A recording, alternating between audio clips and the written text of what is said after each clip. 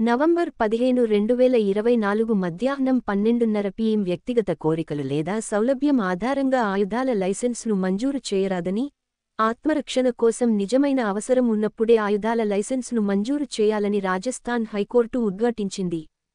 ఇప్పటికే లైసెన్స్ పొందిన 12 బోర్ తుపాకీని అతని తండ్రి నుండి బహుమతి కలిగి ఉన్న పోలీసు అధికారి ఒక చిన్న తుపాకీ, రివాల్వర్ లేదా పిస్టల్ కోసం రెండవ లైసెన్స్ని కోరినప్పుడు, ప్రస్తుతం ఉన్న తుపాకీ చాలా పెద్దదిగా ఉందని వాదించినప్పుడు ఈ కేసు తలెత్తింది.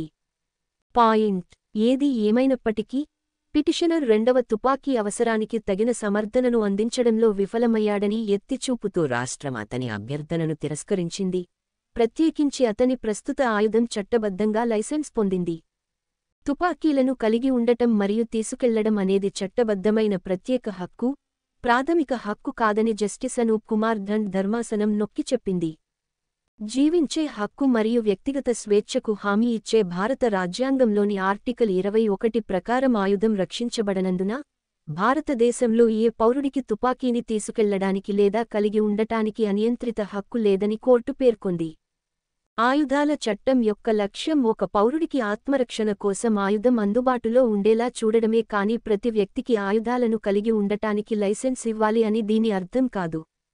వ్యక్తులు తమను తాము రక్షించుకోవడానికి ఆయుధాలు సంపాదించాల్సిన లేదా పట్టుకోవాల్సిన చట్టవిరుద్ధమైన సమాజంలో మనం జీవించడం లేదు. చేయి పట్టుకోవడానికి లైసెన్స్ ఇవ్వాలి, అవసరం ఉన్న చోట ఇవ్వాలి మరియు ఒక వ్యక్తి తన ఇష్టానుసారం అడగడం కోసం కాదు. పిటిషనర్ తరఫున న్యాయవాది మహేంద్ర శర్మ, ప్రతివాది తరఫున న్యాయవాది సుమన్ షెకావత్ వాదించారు. పిటిషనర్ యొక్క ప్రస్తుత ఆయుధ పరిమాణం రెండవ తుపాకీని అభ్యర్థించడానికి సరైన కారణం కాదని కోర్టు తన తీర్పులో పేర్కొంది.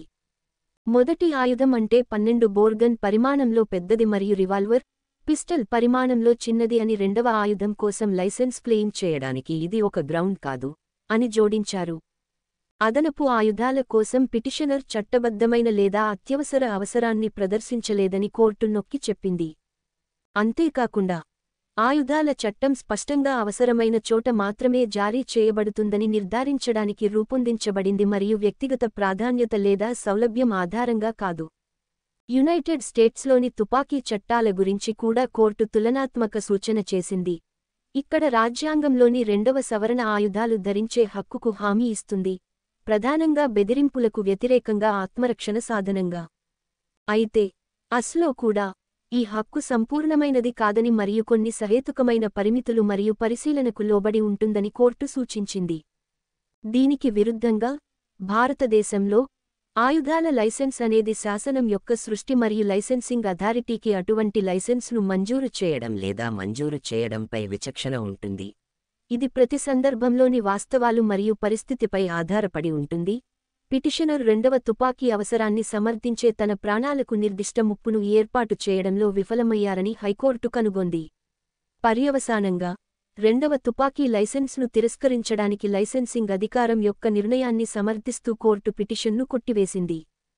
శీర్షిక: బ్రిజేష్ కుమార్ సింఘ్వి, స్టేట్ ఆఫ్ రాజస్థాన్ మరియు ఏఎన్ఆర్.